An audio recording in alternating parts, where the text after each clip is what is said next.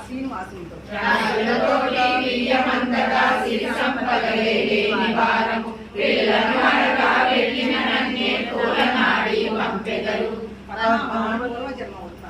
అమ్మా నీవు సందేహింపకు నీకొక మర్మము తెలిపెదను త్రేతాయుగమున జరిగిన గాథను వివరముగానే చెప్పెదను తండ్రి ఆనతి తలదాచి